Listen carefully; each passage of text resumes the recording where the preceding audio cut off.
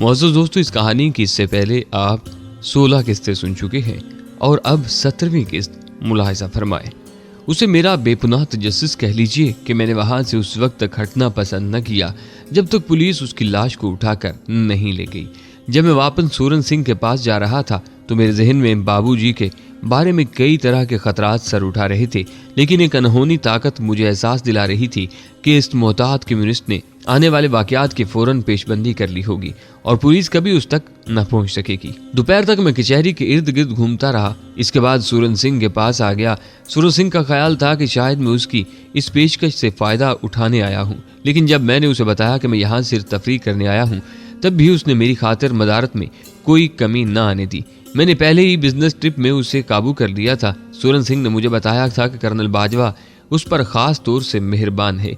उसने बठिंडा के बहुत से ऑफिसर्स मेस की बाकायदा सप्लाई उसे दिला दी थी और आर्मी हेडक्वार्टर में भी उसकी बाकायदा रजिस्ट्रेशन करवा दी थी। उसके जरिए मुझे इस बात का भी इल्म हुआ कि कर्नल बाजवा ने 1-2 मरतबा मुझसे मिलने की भी ख्वाहिश जाहिर की है। भारतीय फौज के एक कर्नल की मुझसे दिलचस्पी मेरी खुशबख्ती की इलामत थी। मैंने खुद सूरन सिंह के सामने उसकी मेहमान नवाजी और पंजाबी परवरी की तारीफ कई मरतबा की, लेकिन साथ ही अपनी हद से बड़ी मसरूफियात का रोना भी रोया, क्योंकि अभी तक मुझे दोबारा कर्नल बाजवा वाले एरिया में कोई मिशन नहीं सौंपा गया था। सूरन सिंह ने मुझे एक मरतबा फिर अच्छी खासी तनख्वाह और बहुत सारे अलाउंस की पेशकश की, लेकिन मैंने उसे बताया कि नौकर मालिक रिश्ते में दोस्ती नाम की कोई चीज बाकी नहीं रह जाती, सिर्फ अतात ही अतात रह जाती है और मैं उसे अपना दोस्त बनाना चाहता हूँ। मैं उसकी फर्म के लिए बतौर कमीशन एजेंट काम करने के लिए हर वक्त तैयार हूँ। जैसे ही कोई ऑर्डर मिला अपनी कमीशन खरी कर लूंगा। मेरी उस बात ने सूरन सिंह को खुदा जाने मुतासर किया या नहीं, अलबत्ता ये जरूर था कि वो मुझे खोने पर हरगिज तैयार नहीं था और एक कारोबारी शख्स की तरह अपने बिजनेस के लिए फायदामंद आसामी को किसी न किसी सूरत अपने काबू में रखना चाहता था। अगले 2 रोज तक मैं उसकी मेहमान नवाजी से लुत्फ अंदोज होता रहा। फिर मैं वापस लुधियाना आ गया। लुधियाना में प्रकाश की जुबानी इल्म हुआ कि बाबूजी को पुलिस पकड़ कर ले गई है। मेरे ज़हन में बहुत से खदशात ने सर उठाया। अगर उन्हें पुलिस कप्तान के कत्ल के जुर्म में पकड़ा गया है तो मामला वाकई खतरनाक है, वरना सूरत हाल इतनी खराब नहीं। प्रकाश के साथ मैं फौरन रायकोट पहुंचा। सारे घर वाले परेशान थे। मैंने उन्हें हौसला दिया। बाबूजी अभी तक रायकोट पुलिस स्टेशन ही में थे। ये सुनकर मेरी जान में जान आई कि उन्हें महज अंदेशा नुक्से अमन के तहत पुलिस ने हिरासत में ले लिया था, क्योंकि इन दिनों कम्युनिस्ट पार्टी सारे भारत में मुल्क गिर पैमाने पर हड़तालों का प्रोग्राम बना रही थी और कांग्रेस जमहूरियत नवाज हुकूमत ने आने वाले हालात से निपटने के लिए तमाम सूबों को कम्युनिस्ट ए और बी क्लास लीडरशिप की गिरफ्तारी के अहकामात जारी कर दिए थे। मेरे जहन में जिस बात का खटका था वो सूरत हाल नहीं थी। बाबूजी की सियासी बसीरत को मैं दाद दिए बगैर न रह सका। जिस रोज पुलिस कप्तान को कत्ल होना था, ऐन उस रोज अलल सुबह वो तयशुदा प्रोग्राम के मुताबिक गिरफ्तार हो गए थे। ये बात उनके लिए कुछ मुश्किल भी नहीं थी। CID वाले उनकी सरगर्मियों पर पहले ही से नजर रखे हुए थे। उन्होंने उस रोज रात को एक जलसे में धुआंधार तकरीर कर दी और सुबह धर लिए गए। इस तरह उन्होंने खूबसूरत चाल चलकर जलंधर वाले कत्ल में अपने मुलव्वस होने की इम्कानात ही खत्म कर दिए थे। पुलिस के वहमो गुमान में भी यह बात नहीं आ सकती थी कि यहाँ कोई नक्सल बाड़ी भी रहता है। शाम तक भाग दौड़ करके हमने बाबूजी के अच्छे चाल चलन की जमानत देने के बाद जमानत करवा ली। रायकोट के सरकर्दा अफसरात का ताबुन हमने अपने वकील के जरिए हासिल कर लिया था। रात तक उनकी रिहाई अमल में आई तो सब ने सुख का सांस लिया। बाबूजी हवालात से निकलते ही मुझसे बगलगीर हो गए। बाबूजी छोड़िए, अब सियासत को इसमें रखा ही क्या है, लुधियाना चलिए, कारोबार संभालिए। मैंने घर वापस आते हुए रास्ते में उनसे कहा, बेटा पिछले 5-6 साल से मैं खामोश था, इसलिए कि तुम्हारी माताजी बड़े छोटे दिल की मालिक हैं और प्रकाश भी अकेला था। फिर मुझ पर अपना ही नहीं तुम्हारी मौसी जी का बोझ भी था। अब सालग्राम अपने पांव पर खड़ा हो गया है और सबसे बड़ी बात यह है कि मेरे 2 प्रकाश हो गए हैं। अब मुझसे नहीं रहा जाता। मैं अपने काज से कैसे पीछे हट जाऊं। मुझे तुम्हारी सलाहियतों का इल्म है बेटा। मेरा विश्वास है कि तुम कभी घर वालों को मेरी कमी का एहसास नहीं होने दोगे। बाबूजी के जवाब में छुपे एतमाद पर मैं कट कर रह गया था। उस घर के हर फर्द ने मुझसे बहुत सी उम्मीदें वाबस्ता कर ली थी। न जाने कुदरत ने इन लोगों को अपने भयानक मजाक का निशाना बनाने के लिए क्यों चुन लिया था। मुझे खुद अपने कल का इल्म नहीं था। मेरी हैसियत बज़ाहिर हवा में उड़ने वाले उस पत्ते की सी थी जिसे आंधी ने उनके आंगन में ला फेंका था। अगला झोंका मुझे कहाँ ले जाए इसका मुझे भी पता नहीं था। कभी कभी तो उन लोगों की हालत पर मुझे रहम आने लगता था। उस वक्त मेरा दिल चाहता कि यहाँ से भाग जाऊं, कहीं और पनाह ले लूं, कोई और सेफ हाउस बना लूं। मुमकिन है इस मरले पर मेरी जुदाई उन पर ज्यादा शाक न गुजरे, लेकिन वो अजीम जज्बा जो मेरे वजूद में कार फरमा था इन सब जज्बों पर गालिब आ जाता। मेरी ट्रेनिंग का तकाजा था कि मैं यहाँ जमा रहूं, ऐसी महफूज पनाहगाह जाने फिर मुयस्सर हो के ना हो। मैंने एक कमिटमेंट अपने आप से जरूर कर रखी थी कि जिंदगी में अगर कोई ऐसा मरहला आ गया जिसकी तवक्का एक जासूस को रखनी चाहिए तो कभी इस सस्ते बस्ते घर पर आंच नहीं आने दूंगा। घर पहुंचे तो माता और मौसी जी के चेहरे खिल उठे। उन्होंने बाबूजी की रिहाई का कारण भी मेरी आमद ही को जाना। ऐसी तमाम बातें उनकी नजरों में मेरा मान बढ़ा रही थी। उन्हें पूनम से मेरी निस्बत तय करने पर फख्र महसूस हो रहा था। पूनम के रवैये में इस रवायती हजाब ने जगह पा ली थी जो मशरकी दोशीज़ाओं का खासा है। गो हम पर ऐसी कोई माशरती पाबंदी आयद नहीं थी जो एक दूसरे से मिल न सके। फिर भी न जाने क्यों अब उसके रवैये में वो पहली सी बेसाख्तगी बाकी नहीं रही थी। उसने अपने हसीन सरापे के गिर्द शर्मो हया का खोल चढ़ा लिया था। वो अभी से ज़हनी तौर पर मुझे अपना पति जानने लगी थी। वो हिंदू लड़की थी। उसके धर्म और समाज ने उसकी लाशऊर में पतिव्रता का जो तसव्वुर बांध दिया था वो जी जान से उस पर अमल पैरा थी। उसकी मोहब्बत ने अब पूजा का दर्जा पा लिया था और अपने हर अमल से वो खुद को धार्मिक पत्नी साबित करने पर तुली थी। मैं उसके बर्ताव से कट कर रह जाता था और कर भी क्या सकता था। तकदीर के सामने तदबीर की बेबसी का एहसास मुझे हकीकतन अब हुआ था। उस रोज मैं अकेला ही स्वामी दयानंद के आश्रम की तरफ चल दिया। मैंने अपनी रवानगी के मुतल्लिक पूनम को नहीं बताया था, हालांकि उसकी ख्वाहिश थी कि मैं उसके हमरा स्वामी दयानंद जी के आश्रम जाऊं। लेकिन स्वामी के मुतल्लिक बार बार मेरे जहन में जो खदशात सर उभार रहे थे उनका तगाजा यही था कि मैं पहले अकेला महाराज के दर्शन कर लूं। एक मरतबा उनके असल रूप का इल्म हो जाता तो हम मोहतात हो सकते थे, वरना तो जो खतरनाक लिबादा उसने ओढ़ रखा था कोई भी दोस्त उसकी लपेट में आ सकता था। मैं लसुबो ही वहां जा पहुंचा। स्वामी ने शहर से बाहर एक वीराने में सदियों पुराने एक मंदिर पर कब्जा करके उसी आश्रम की शक्ल दे रखी थी।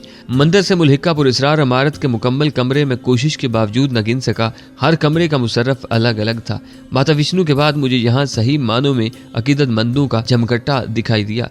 लड़कियां और लड़के यहाँ मौजूद थे। ये तमाम लोग यहाँ रूहानी हुसल करने आते थे और मुख्तलिफ मियाद योगा कोर्सों के जरिए अपनी आत्मा की मुक्ति के लिए कोशां थे। पहली नजर में उनके लिए मेरे जहन में फौरन एक लफ्ज उभरा था, मशरकी हैप्पी। इनके हुलिये लिबास चाल ढाल में अजीब सी बेनियाजी पाई जाती थी। ये बेनियाजी लिबास में तो कुछ ज्यादा ही नुमाया नजर आती थी। नौजवान लड़कियां जो ज्यादातर अमीर घरों से ताल्लुक रखती थीं, यूनिवर्सिटियों और कॉलेजों से आत्मा की मुक्ति पाने यहाँ आ गई थी। उनकी आंखें एक अजीब व गरीब नशे से सरशार थीं। ये कैसा नशा था जो यहाँ के मकीनों के रगो पै में समाया हुआ था। मुझे उसी का खोज लगाना था। स्वामी दयानंद का असल रूप तो यहाँ देखने में आता था। क्लब में जो अंदाजा मैंने लगाया था उससे कहीं बढ़कर उसकी पूजा हो रही थी। आश्रम में दाखिल होते ही दाएं हाथ को घूमकर एक बड़ा हाल कमरा था। एक अजीब सी यासियत उसके दरो दीवार से टपकती थी। हाल कमरे में फैली धूप के धुएं से उठने वाली पुरस्रार सी खुशबू इंसानी तसव्वुर को सदियों पुराने दौर में ले जाती थी। कमरे की दीवारों पर देवियों और देवताओं के फहश आसन सबसे पहले आने वाले की तवज्जो अपनी तरफ मबजूल करवाते थे। इन आसनों में वो सदियों पुराने राज पिन्हा थे जो सीना बसीना मुख्तलिफ रशियों से होते हुए स्वामी दयानंद महाराज तक पहुंचे थे। वो लोगों को जिनसियत परस्ती की खुली तालीम दे रहा था। लंबी और पुरतेश जिंदगी का राज इन योग आसनों में छुपा हुआ था, जिनकी एक मुख्तसर सी झलक इस आश्रम के दरो दीवार पर बने नक्शो निगार में साफ दिखाई दे रही थी। मैं भी पहले से मौजूद लोगों की भीड़ में एक तरफ जा बैठा। सब लोग हाल कमरे से मुल्हिक एक बगली दरवाजे पर नजरें जमाए बेचैनी से स्वामी जी की आमद के मुंतजिर थे। अभी मुझे वहां बैठे मुश्किल 2-3 मिनट ही गुजरे थे कि जब अचानक फिजा जय भोलेनाथ की बेहंगम शोर से गूंजने लगी। उसके साथ ही घेरवी लिबास पहने महाराज के दास और दासियां अंदर घुस आए। उन्होंने संगतों को अमृत जल्द जो भंग और दीगर अलम गलम पर मुश्तमिल था पिलाना शुरू किया। लोग उस पर टूट पड़े थे और कोई मुकद्दस पानी समझकर घटाघट पी रहे थे। मेरे अलावा कुछ लोग और भी ऐसे थे जिन्होंने इससे एतजाज किया। जिन लोगों ने ये अमृत जल पी लिया था उन पर एक अजीब सी बेखुदी तारी हो गई। इसके साथ ही भजन कुथा शुरू हो गई। ढोलक और डफली की संगत में सब लोग गला फाड़ फाड़ कर चिल्ला रहे थे। भंग ने अपना असर दिखाना शुरू कर दिया था और कुछ लोग वजदान में आकर पहले तो झूमने लगे, उसके बाद उन्होंने बेहंगम अंदाज में नाचना शुरू कर दिया। फिर इस नाच में स्वामी जी की दासियां और दास भी शामिल होते चले गए। खुदा की पनाह, ऐसा वहशियाना बेहंगम रक्स शायद अफ्रीकी कबाइल में भी देखने को न मिले जिसका मुजाहिरा यहाँ किया जा रहा था। नाचने वाले अपने सतरपोशी से करीबन बेनियाज होते जा रहे थे। खसूसन दासियां तो नीम बरहना हो चुकी थीं। शैतानी रक्स अपने अरूज पर था जब अचानक दरवाजा खुला। उसके साथ ही स्वामी दयानंद महाराज की जय के नारे गूंजने लगे। जैसे जैसे नारे बुलंद हो रहे थे हिजान अंगेज रक्स में शिद्दत पैदा होती जा रही थी। जो लड़कियां या नौजवान चक्कर खाकर गिरने लगता उसी आश्रम के सेवादार उठाकर एक नजदीकी कमरे में गायब हो जाते। दरवाजे पर जैसे ही वो खूबसूरत नारियां जिन्होंने घेरवी लंबे लंबे चोगे पहन रखे थे और जिनकी स्याह लंबी जुल्फें नागों की तरह उनके शानों पर फैली हुई थी, हाथों में लोहे की कड़ियां पकड़े नमूदार हुई, यकलक सारा हंगामा थम गया। अचानक चारों समत सकूत तारी हो गया। महाराज पिदहर रहे थे। वो घेरवी धोतियां बदन पर ओढ़े, बाएं हाथ में गणेश ऊंचा किए, दायां हाथ जिसमें कीमती हीरे जवाहरात जड़ी अंगूठियां जगमगा रही थीं, साहिबान के अंदाज में उठाए शांति शांति पुकारता रासपुटीन हाल कमरे में दाखिल हो रहा था। उसके लिबास और जिस्म पर न जाने कैसी कैसी तेज खुशबुएं लगी थी। सारा हाल कमरा महक उठा। स्वामी को देखते ही संगतें घुटनों के बल झुक गईं। ज्यादा तादाद उन लोगों की थी जो बाकायदा सजदे में जा गिरे थे। उनकी सेवादार कन्याएं संगतों पर अपनी कड़ियों से अर्क का छिड़काव कर रही थीं। जहां जहां से वो गुजरती, खुशबुओं का एक तूफान उनके हम रकाब होता। महाराज इसी स्नान में अपने स्थान पर आन विराजमाने थे। एक कोने में धरा छोटा सा माइक उनके सामने ला कर रख दिया गया। इसी स्नान में लोग उठ उठ कर उनके चरणों को छू रहे थे। कई नौजवान और लड़कियां तो उन्हें कुत्तों की तरह चूसने चाटने पर लगे थे। स्वामी दयानंद का किसी की पीठ थपकना गालबन वापसी का इशारा होता था। जैसे ही सेवादार कन्याओं का छिड़काव मुकम्मल हुआ, वो महाराज के दाएं बाएं हाथों में लोहे की पतली पतली सलाखें लिए जिन पर गणेश लगा था आन कर खड़ी हो गई। उनके साथ ही लोग मुअद्दब होकर नजरें झुकाए बैठ गए और महाराज का भाषण शुरू हो गया। उसने हिंदू धर्म के हवाले से एक मर्तबा फिर लोगों को क्रोध, काम, लोभ और अहंकार को अपने शरीर से बाहर फेंकने की तरगीब देनी शुरू कर दी और उसका वाहिद तरीका जिनसी बहरारवी बताया। इस तरह बकौल उसके कि हर मंच जिनसी कामनाओं से बेनियाज हो सकता था। और इस दौरान एक बात मैंने खास तौर से महसूस की थी कि यहाँ किसी को कैमरा तक लाने की इजाजत नहीं थी। ये बात बाद में मेरे इल्म में आई कि यहाँ फोटोग्राफी करने या महाराज का भाषण रिकॉर्ड करने की कोशिश करने वाले के कैमरे और टेप रिकॉर्डर तोड़ दिए जाते हैं। महाराज के बेपनाह असर रसूख के आगे मकामी प्रेस बेबस दिखाई देता था।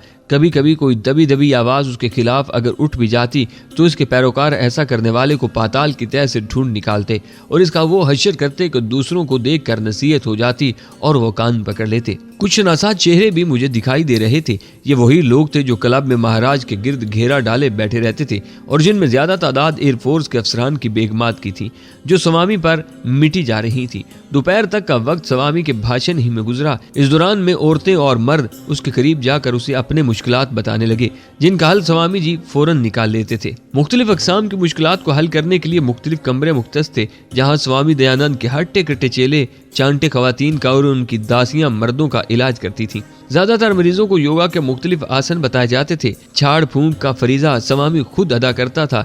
दोपहर के बाद भोजन का गलगला उठा। स्वामी के दर्शन के लिए आने वालों के लिए जरूरी था कि वो सुबह से रात तक का वक्त आश्रम में गुजारें और उस दौरान में उनकी मेहमानदारी के मुकम्मल फराइज स्वामी के जिम्मा होते थे। सुबह के नाश्ते से लेकर रात के खाने तक सब कुछ आश्रम के लंगर से सप्लाई होता था। यहाँ आने वाले खुद बखुद अपने लिए कोई खिदमत तजवीज़ कर लेते थे। कोई लंगर में चला जाता, कोई कमरे साफ करने की ड्यूटी संभाल लेता। अगर कोई महाराज के योगा कोर्सों में शिरकत का ख्वाहिशमंद होता, उसको अपना नाम एक जगह लिखना पड़ता था। उन लोगों के पहले स्वामी दयानंद से फर्दन फर्दन मुलाकात करवाई जाती थी। जिस पर उनकी निगाह इंतखाब ठहरती थी वही उनकी सेवा का मुस्तहिक करार पाता, वरना उसे इंतजार करने वालों की लंबी कतार में शामिल होना पड़ता था। इन लोगों के रोजाना के मामूलात का शेड्यूल उनके ग्रुप का इंचार्ज मुहैया करता था, जिसके मुताबिक वो आश्रम में जिंदगी गुजारने के पाबंद थे। अगर कोई मरूजा असूलों की खिलाफ वर्जी करता तो उसे धक्के देकर न सिर्फ आश्रम से निकाल दिया जाता बल्कि हमेशा के लिए दाखिला ममनू करार पाता था। स्वामी दयानंद के तमाम पैरोकार पालक कहलाते थे। उनके खसूसी सेवादारों में बड़ी मुश्किल से किसी को जगह मिलती थी। यहाँ खासी तादाद में वो नौजवान लड़कियां और लड़के कयाम पजीर थे जिन्हें उनके वालिदैन ने कानून के दरवाजा खटखटाने के बाद बजरिया पुलिस यहाँ से वापस ले जाना चाहा, लेकिन वो अपना सा मुंह लेकर रह गए, क्योंकि अदालती पैगाम अव्वल तो आश्रम के नजदीक भटकने की गुजरात ही नहीं करता था और अगर कोई कानूनी कार्रवाई पूरी करने वहाँ आ भी जाते थे तो नौजवान लड़के और लड़कियां उन्हें तहरीरी बयान दे देते थे कि वो अपनी मर्जी से यहाँ कयाम पजीर हैं और सारी जिंदगी अपने खुद साख्ता भगवान के चरणों में गुजार देंगे। इसके बाद कानूनी तौर पर उनको वापस ले जाने का कोई जवाब बाकी न रहता था। इस शैतान के पास वो जबरदस्त हथियार मौजूद थे जिनके जरिए वो नौजवान लड़कों और लड़कियों को काबू में रखता था।